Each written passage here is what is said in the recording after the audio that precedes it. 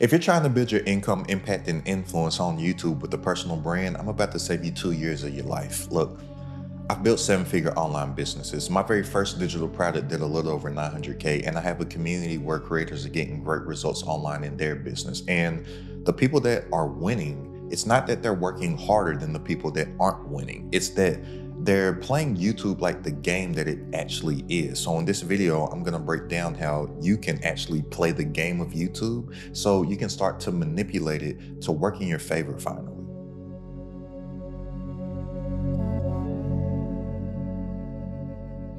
There's 6 levels to the game of YouTube, and so many creators are stuck because they're trying to play the game at the wrong level because they don't even understand how the game works. And how do you expect to win a game that you don't even understand how the game works? It's not going to go that well for you. And it's only going to take me about 5 minutes to basically give you the cheat codes to where you can manipulate this game to work in your favor. And I don't know about you, but I ain't about to play no game that I can't win because we winners on this side. So look. Here are the 6 levels to the game of YouTube, and you cannot skip these steps because you are going to acquire skills along the way, each level that you go that will allow you to conquer the next level, just like a video game. So, level 1, you have to go from being a consumer to a creator, and this is what stops so many people. Most people consume entirely too much, and they produce little to, if anything. And you have to start to produce more than you consume because most people, they just scroll, they stay overthinking, they think everything has to be perfect, and then they stay being inconsistent. And consistency is the name of the game. So you cannot win on a platform to where you only consume. You have to start creating before you feel ready. There's never going to be a moment where you feel prepared and where you feel ready. You are going to become prepared through consistently taking action when you don't feel ready yet. That is how you actually do get ready. And also, when you do consume on this platform, you have to consume with the creator's mindset to whereas everything that you're consuming, you're looking at it from the lens to where it's going to help you become a better creator. Now, the skill that you are going to acquire from creating before you feel ready is courage. So that courage is going to be built through repetition and through volume. And the outcome of that is that you start to build momentum and you start to actually show up and play in the game and you become a creator. But now that you are an actual creator, the second level is that you have to go from a creator to a contentpreneur. This is what is really going to separate people in the true making money aspect of it and building a business from it. So content creators, they're just posting content, just crossing their fingers, throwing as much stuff as they can at the wall and hoping that something sticks, and just thinking and hoping that they can get a lot of views, go viral, make money from AdSense, brand sponsorships, and all that type of stuff. Contentpreneurs, they think differently. So instead of thinking about posting videos that nobody cares about, content creators are posting just generic ideas with no unique voice, and then they're blending in instead of sticking out like a sore thumb. You need to realize that information is everywhere. Information is easily accessible. Everything's Googleable and YouTubeable and AIable, right? But the contentpreneur realizes that perspective is rare and they want to be the only option, not one of many. So contentpreneurs are looking at their content as a marketing engine to generate leads, which they will convert a percentage of those leads into sales of their actual business. And then when you're thinking like a contentpreneur and you're thinking like being the only option that has a solution to a painful problem within the marketplace, you'll start to stick out like a sore thumb, and then you'll start to actually gather an audience. And when you're thinking like a contentpreneur, you don't have to have the biggest audience. You just need to have the right audience of the right people with the right painful problem. And then you simply just offer them your solution with your content.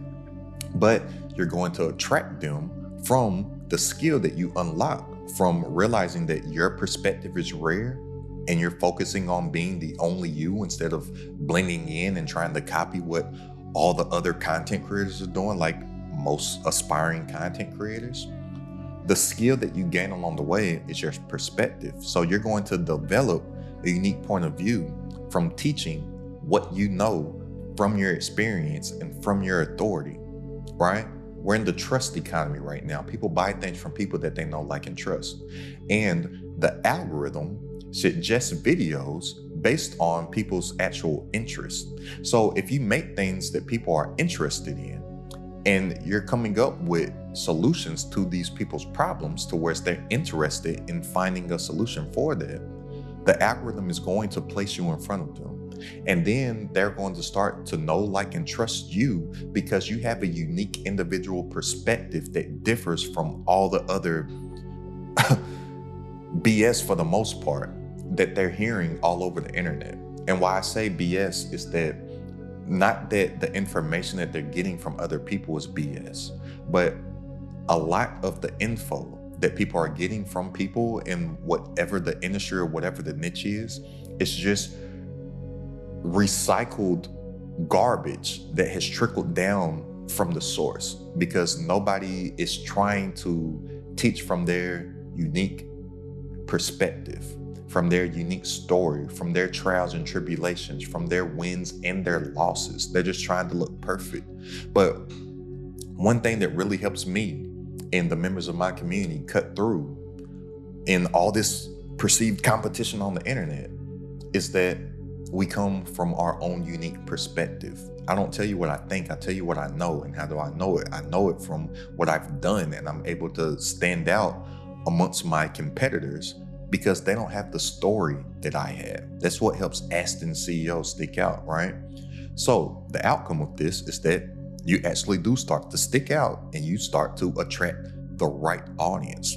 Now, level 3 is that now, since you're getting views from the right audience, you have to start to attention engineer. The game's not just about attention. So the challenge on this level is that most people, they'll have good videos, but they'll have bad clicks. What I mean from that is that they have bad packaging. On YouTube, packaging is the meta that is really going to get you the results that you want on this platform. So many people think that it's about the video when the video comes secondary, because if nobody clicks on your thumbnail and your title, nobody's actually going to hear what it is that you have to say. Nobody's actually going to see all your nice professional edits and whatnot, right?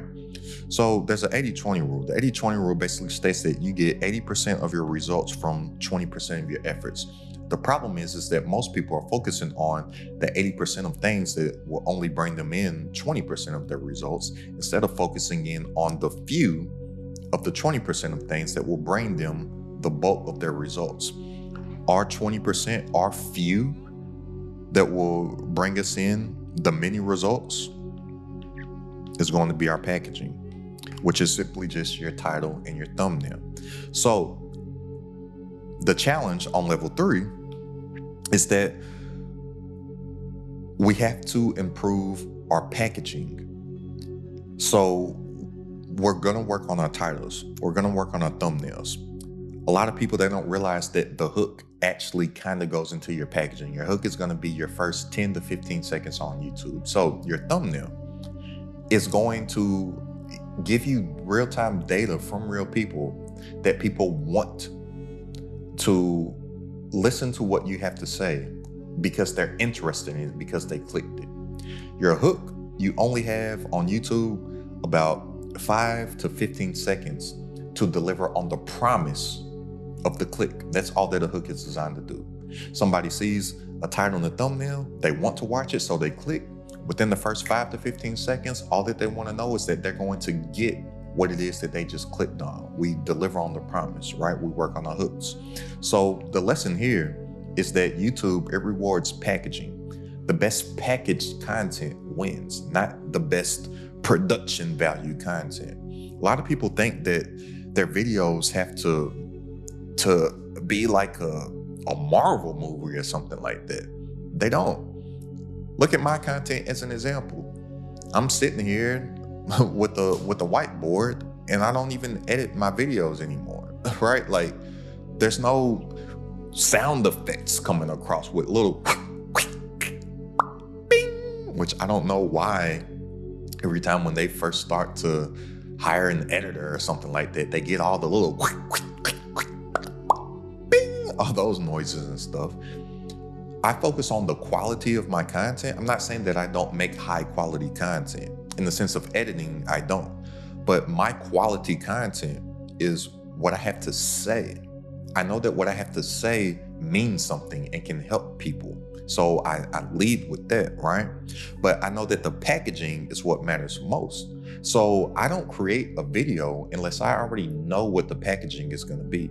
So many people, including my former self, they do it completely backwards.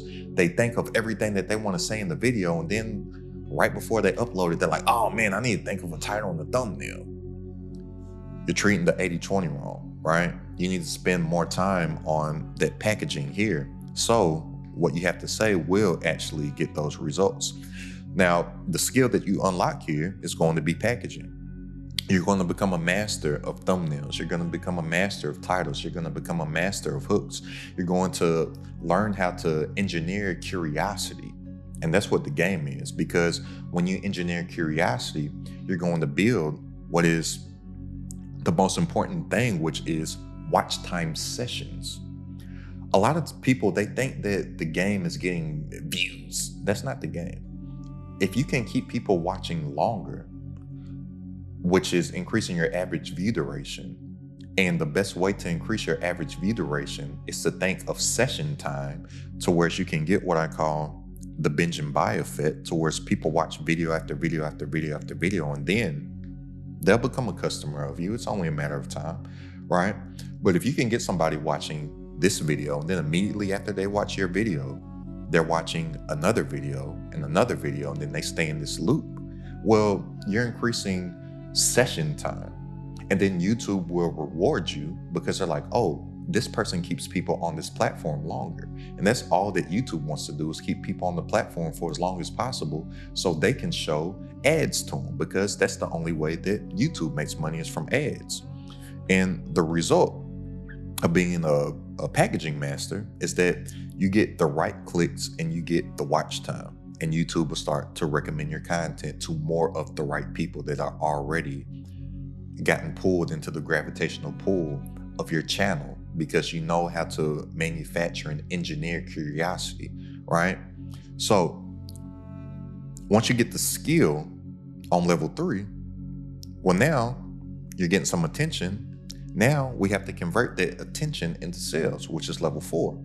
So the problem that most content creators have, like I said a little earlier, they're just thinking of being content creators instead of contentpreneurs. So they get views, but they get no money. Why? Because they have no offer.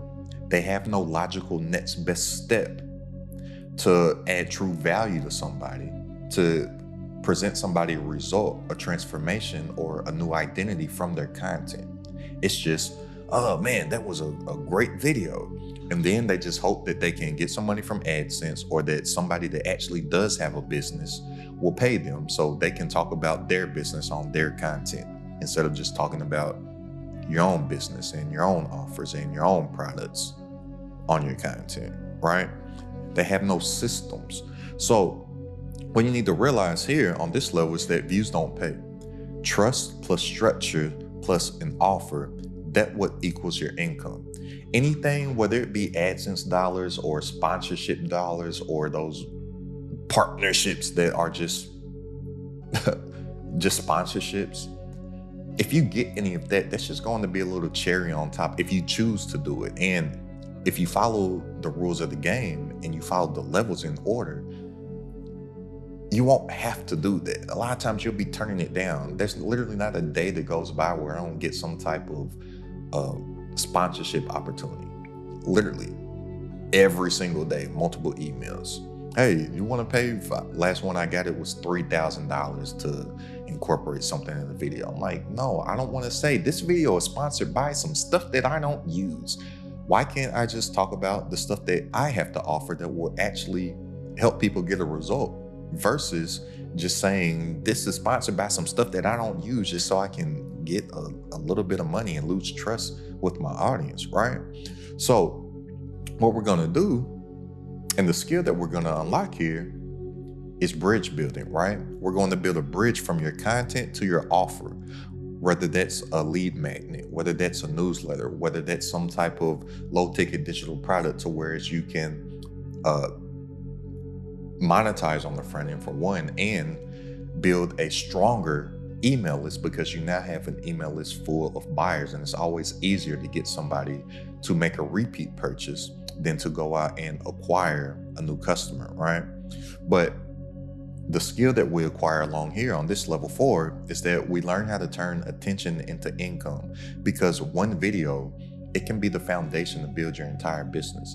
The 80-20 rule on YouTube as well. People think that each individual video is going to grow your channel and grow your audience. That's wrong.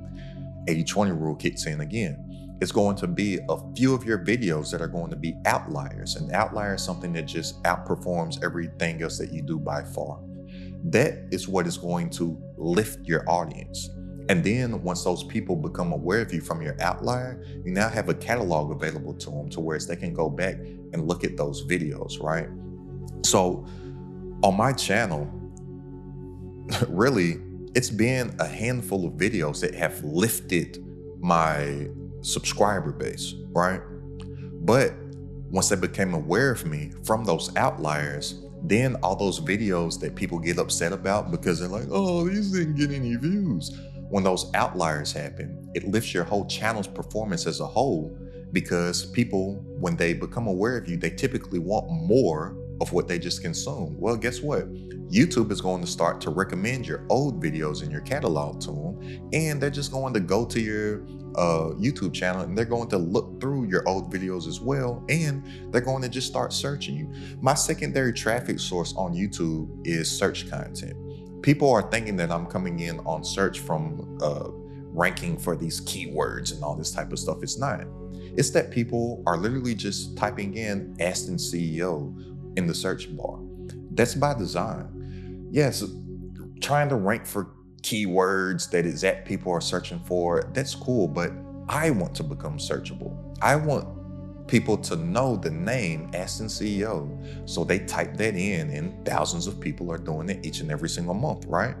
But all that stuff, it comes from outliers on my video, and the few outliers being the foundation for my traffic engine that lifts the whole channel as a whole and introduces all the old content to people, right?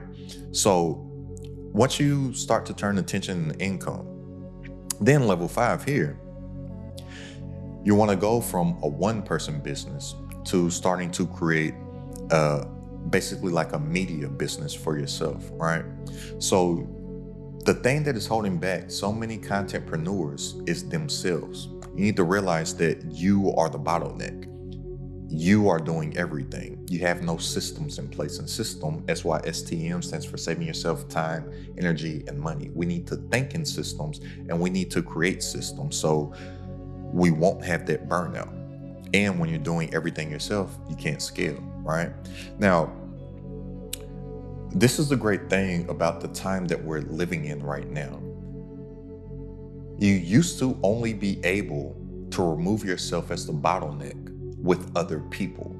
But we're living in the age of AI. You can leverage AI if you don't want to leverage people as you're making more income, or you could do both, right? So you don't scale by working harder, you scale by building systems. That's why I said we need to think in systems, and we need to build systems as well. So we can do this by documenting our entire process. What you want to do is that you want to document along the way, and you want to create what's called SOPs. SOP stands for standard operating procedures, right? So whereas everything that you do, you want to document how you do it. So when it does come time for you to delegate tasks, if you choose to do that, you'll have a step-by-step process to where somebody could just follow the steps for everything that you do. Or you can give your SOPs to AI and whatnot, so the AI can do your process and it can help you.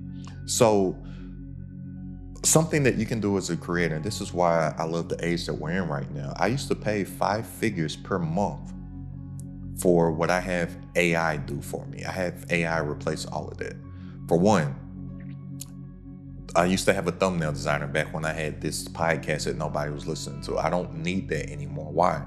Because I can leverage AI to help me with my thumbnails, ideation as well, copywriting as well, funnel building. I used to have to pay people for that. Email automations and the copywriting for those emails. I used to pay people for that, right? Videographers. I really don't edit my videos now, but if I wanted to, I could use an AI like Descript or something like that, and I could edit my videos from the transcript. Like I could just take out the pauses and the mess ups from the transcript and whatnot, right? But from this, you can scale because you can have more impact, which will lead to more income, which will lead to more of your independence or your freedom. That's what I'm in this for. I know I'm in a make money lane or a make money online, build an online business or whatnot, but I'm optimized for freedom. Everything that I do is for freedom, and that's what I want people to shoot for as well, fulfillment and freedom more so than money. Because a lot of times, and I'm speaking from experience, a lot of times for a lot of people, more money doesn't equal more freedom, especially if you are going about it the wrong way. You can actually end up putting yourself in bondage, as I have in years past. A lot of people that you think are successful don't feel free, and they feel tied to their business. So we want to have a freedom business built around our desired lifestyle. And we can do that once we know how to scale through level 6, which is going from the creator to building those ecosystems. And remember, system stands for saving yourself time, energy, and money. So the downside, most people, is that they built a channel, but not an empire. They don't have any owned asset. They don't have any leverage, right? So what we're going to do on level 6 is that we're going to be focusing on building real assets and real leverage, not just endless content. So leverage, you want to build products, you want to build IP. IP stands for intellectual property, whether that's ebooks, courses, communities, apps and softwares and whatnot. Licensing, because everybody has access to leverage now. Since the beginning of mankind, there's been 4 levels of leverage towards people who have accumulated wealth. You have labor, capital, code, and media. Right? Beginning of time, how did people get wealthy? They leveraged human capital, which is labor. How did the next people get rich and build wealth over time? Well, they leveraged capital, OPM, other people's money, when the Federal Reserve and the banking system became what it is now, fractional reserve banking and all this stuff. And even to today, how do you leverage human labor? Well, with capital. The next people that got rich and the next super wealthy, how do they do it? When the Mark Zuckerbergs, before Mark Zuckerbergs, the Bill Gates and stuff, to the Mark Zuckerbergs and the Elon Musk and stuff, they leveraged code. Well, now if you look at the new rich, how are they doing it? They're leveraging their media. What they're doing is that they're attaching their personal brand, they're attaching a product to their personal brand and their media. And the great thing about this is that everybody has access to media and everybody can create a digital product. And here very soon, everybody will have access to code, because we're very soon, people right now are just vibe coding and talking and creating apps and whatnot. We can create true leverage for ourselves. So when we create that new leverage, we're actually focusing on legacy instead of likeness. And we can actually build that lifestyle business and that true wealth that so many people are shooting for. But so many people are skipping the steps to getting rich and just trying to get wealthy out the gate. And you got to get rich first, because you buy the wealth with the riches. You don't just get wealthy. So these are basically the cheat codes. All you do is focus on serving people instead of impressing, so you can build your know, like, and trust factor. Improve 1% at a time. Always think of data over opinions. Be patient, because YouTube is an evergreen long-term platform. So you're going to have this crazy compounding effect over time. And like I said, when you have those outliers are going to introduce people to all your old stuff. And then your whole entire channel is going to lift as a whole. And play the long game. So think about this entrepreneurship game, this is something that we can be doing until the end of our time. This isn't something that, think of all the most successful entrepreneurs. You're not seeing them trying to retire, right? 9 times out of 10, it's because they've built a business that is sustaining a lifestyle that they enjoy, so they're not trying to quit it. It's everybody that's out here working a 9 to 5 that they hate, that signed up for the 40-40-40 scam. You know, work at least 40 hours a week for 40 years of your life to retire for 40% of your income. They signed up for that and they don't like it, and they're hoping to quit it one day and have someone else take care of them. But successful entrepreneurs, they're not looking to quit. Warren Buffett is, how old is he? Still eating McDonald's and stuff every single day, right? He's not looking to quit Berkshire Hathaway, just to give you an example of an old guy still doing entrepreneurship.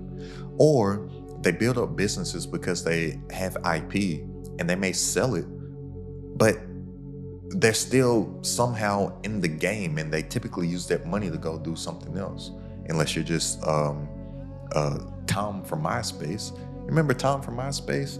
He's living a life that I really respect. He sold MySpace, and Tom just goes around the world taking photography and stuff like that, right?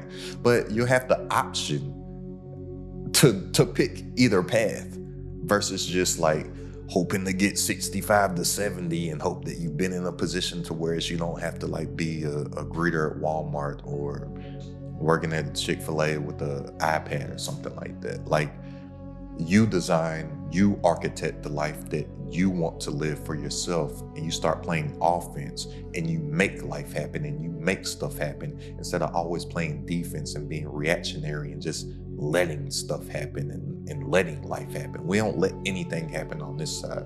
We learn the rules to the game, we play the game and complete the levels in order so we can become a powerhouse and do what we want to do, when we want to do it, how we want to do it, on our own time. And if you're serious about turning your YouTube into a digital product sales system, then go ahead and click the link down in the description and join this Crowded at the Top community. And I look forward to building with you. And go ahead and check out this video right here about how you can actually turn your YouTube into that digital product sales system, saving yourself time, energy, and money, now that you actually know the levels to the game that we're playing. It's Crowded at the Top.